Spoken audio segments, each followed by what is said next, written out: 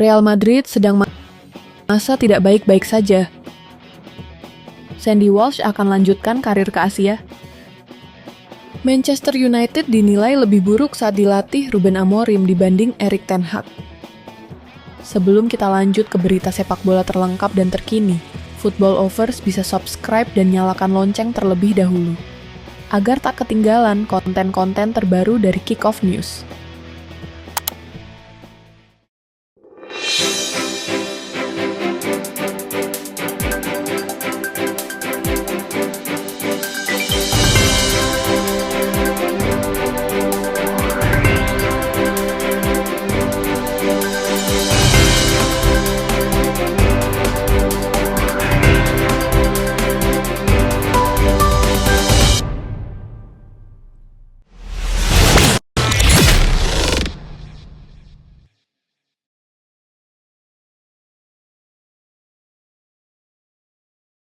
Lanjutan dari Copa del Rey, Atletico berhasil mendapatkan tiket ke semifinal dengan mengalahkan Getafe dengan skor yang cukup mapan 5-0.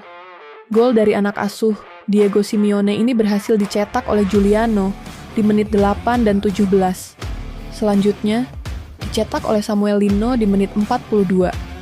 Pada babak kedua, Atletico tak mengendurkan serangannya dengan menambah gol di menit 78 oleh Angel Correa dan di menit 86 oleh Alexander Sorloth. Hasil ini menantapkan Atletico melaju ke babak semifinal yang akan digelar pada 9 Februari. Masih dari lanjutan Copa del Rey tim sekotanya, Real Madrid yang berhasil menang dramatis saat menjamu Leganes. Real Madrid memimpin terlebih dahulu lewat gol Luka Modric di menit 18 dan winger muda Brazil Endrick di menit 25. Namun pada menit ke-30, 9 Leganes berhasil mengecilkan skor lewat tendangan penalti Juan Cruz di menit 39. Pada babak kedua, Juan Cruz berhasil menyamakan kedudukan untuk Leganes pada menit 59, namun Los Blancos berhasil unggul pada menit akhir lewat Gonzalo Garcia. Hasil ini membuat mereka lolos ke babak semifinal Copa del Rey dan akan bertemu dengan tim sekota Madrid lainnya, Atletico Madrid, untuk merebutkan tiket ke final. Masih dari Real Madrid yang sedang dalam masa tidak baik-baik saja, pasalnya stopper andalan mereka Anthony Rudiger yang mengalami cedera otot dan juga David Alaba yang mengalami cedera aduktor. Mereka sudah dipastikan bakal absen selama hampir 3 minggu. Kondisi ini lebih buruk dibandingkan tahun lalu ketika mereka kehilangan Dani Carvajal dan juga Eder Militao karena cedera jangka panjangnya. Berita ini menjadi kabar buruk bagi juara Spanyol yang dijadwalkan menghadapi Atletico Madrid dan Manchester City dalam 7 hari ke depan. Pelatih Carlo Ancelotti pun akan memilih salah satu dari Jacobo Ramon dan Raul Asensio untuk menjadi bek tengah, sementara Aurelien Tchouaméni di jantung pertahanan tim. Masih dari Copa del Rey, Barcelona yang berhasil mengamankan tiket ke semifinal atas kemenangannya dari Valencia dengan skor telak 5-0. Menjadi tim tamu, Blaugrana berhasil menguasai pertandingan sejak menit awal. Gol Barcelona dicetak Ferran Torres di menit 3, menit 17, dan menit 30. Adapun dari pemain Barca lainnya, Fermin Lopez di menit 23 dan ditutup oleh gol Lamine Yamal di menit 59. Hasil ini membuat Barca lolos ke babak selanjutnya. Selanjutnya ada dari Real Sociedad yang berhasil mempermalukan tim tamunya Osasuna dengan skor 2-0. Real Sociedad berhasil membuka gol di menit 20, satu lewat Barrenetxea, dan di menit 31, Brais Mendes berhasil menambah keunggulan Sociedad. Sampai peluit akhir dibunyikan skor tidak berubah, yang memberikan kemenangan untuk Real Sociedad.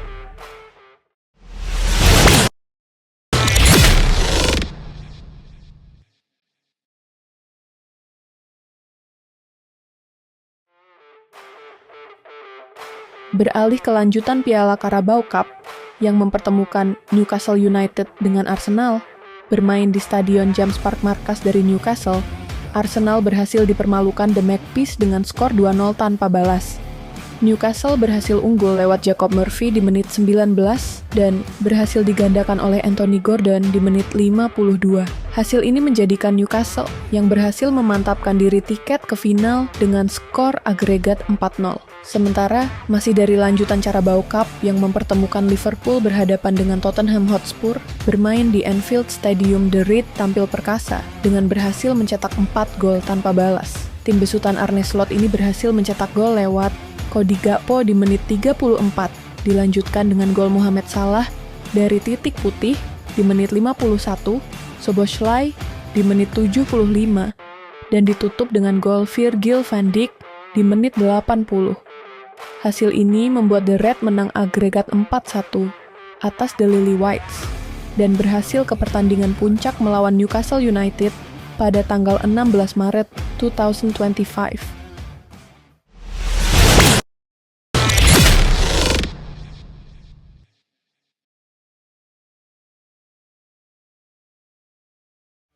Selanjutnya, dari Coppa Italia, Bologna berhasil mengalahkan tuan rumah Atalanta. Pertandingan berjalan cukup alot dan gol sematawayang dicetak oleh Santiago Castro di menit 80.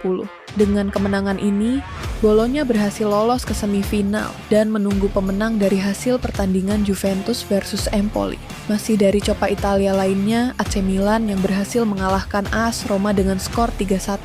AC Milan berhasil unggul terlebih dahulu lewat brace dari Tammy Abraham di menit 17 dan di menit 43. AS Roma berhasil mengecilkan kedudukan di awal babak kedua lebih tepatnya di menit 55 lewat Artem Dovbyk, akan tetapi AC Milan kembali menambah golnya di menit 70 lewat bomber anyarnya Joao Felix. Hasil ini membuat mereka tinggal menunggu pertandingan Inter Milan versus Lazio di babak semifinal. Ada hal menarik dari pertandingan tersebut, bomber anyar mereka, Joao Felix, yang berhasil menciptakan debutnya dengan istimewa. Pemain pinjaman dari Chelsea itu hadir ke lapangan dalam posisi Milan unggul 2-1. Tak lama setelah Roma menipiskan selisih lewat Artem Dovbyk, Felix lantas krusial dalam menghentikan momentum serigala ibu kota.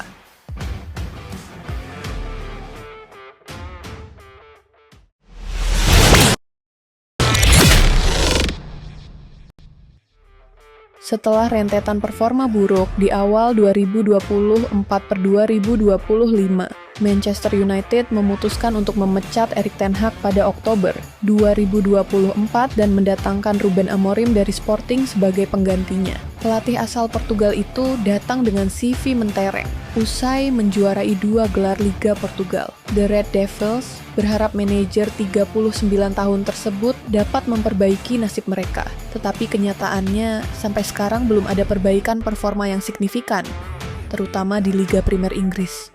Semenjak ditukangi Amorim, Man United telah memainkan 7 laga kandang dan dari laga-laga tersebut, mereka hanya mampu menang 2 kali.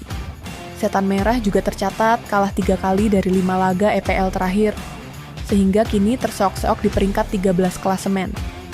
Pandit dan legenda Man United Gary Neville memberi penilaian terhadap performa mantan pelatih Sporting tersebut dan mengklaim bahwa mereka justru lebih baik ketika masih ditangani Ten Hag. Bekas kapten Man United itu berbicara di Gary Neville Podcast. Saya kira situasi bakal membaik begitu Ruben Amorim datang. Saya kira para pemain bakal lebih antusias dan menerima taktik barunya, dan kita akan melihat performa tim membaik. Yang kita dapatkan adalah kebalikannya. Mereka menjadi jauh lebih jelek dan itu sangat mengejutkan, ujar Gary Neville.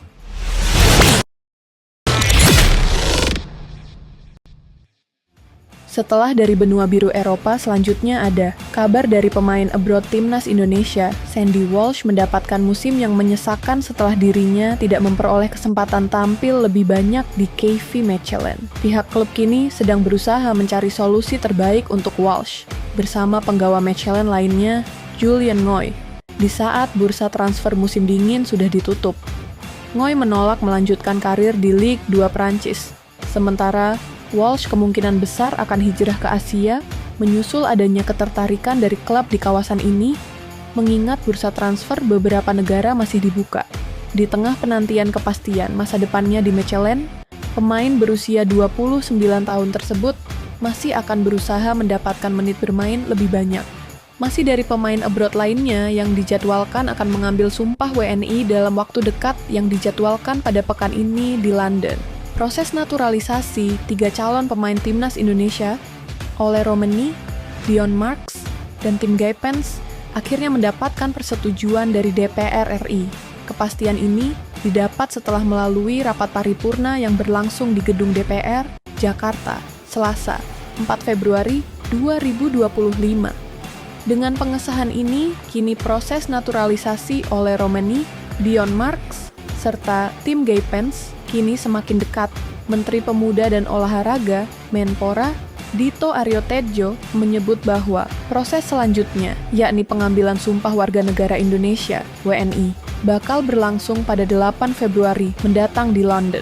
Keputusan ini diambil karena Ole Romeni saat ini masih aktif bermain bersama klubnya, Oxford United. Pemerintah Indonesia memastikan bahwa proses ini tetap sesuai dengan target yang telah ditetapkan. Bila nanti proses pengambilan sumpah sebagai WNI berjalan lancar, maka Ole Romeni bakal segera bisa membela timnas Indonesia. Ole Romeni diharapkan segera bisa memperkuat timnas Indonesia pada ronde ketiga kualifikasi Piala Dunia 2026 zona Asia yang akan berlangsung pada Maret mendatang. Sementara itu, 2 pemain lainnya, Dion Marks dan Tim Gaypens, dipersiapkan untuk memperkuat timnas Indonesia U20 dan U23. Keduanya berpeluang tampil di ajang SEA Games Thailand 2025 sebagai bagian dari regenerasi pemain muda berbakat.